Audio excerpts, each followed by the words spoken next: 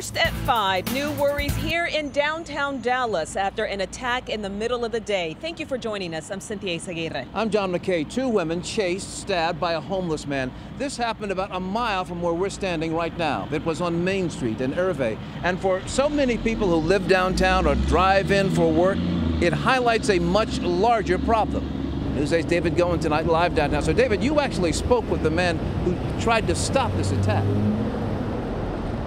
Yeah, that's right, John. And we have late this afternoon learned more about both the women in this attack. One of them actually lives here at the Wilson building in downtown. The other was her friend just visiting downtown Dallas from Oklahoma yesterday for lunch. And we now know that DPD has at least 3 camera angles, one here at this intersection in Irving and Main, and 2 at the Wilson building, including inside the elevator where this attack occurred.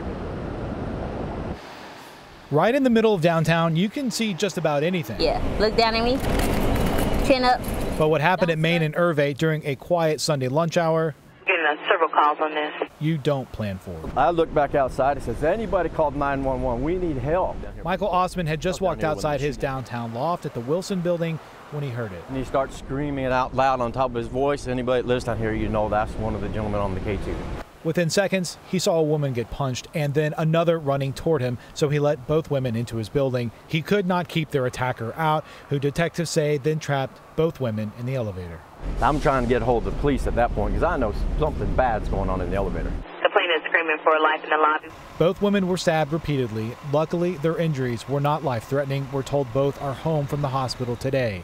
22-year-old Brandon Holbert now faces 2 counts of aggravated assault.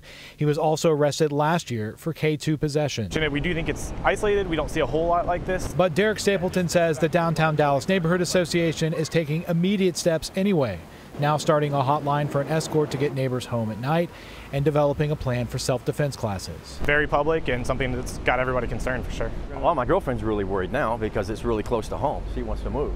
Michael Osman hopes it doesn't come to that, but worries what even one violent attack can do to erode the budding momentum of downtown living.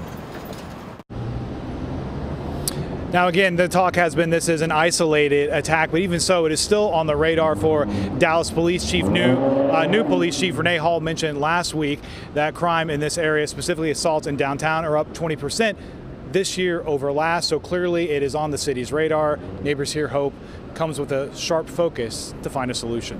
Live in downtown, David Goins, Channel 8 News.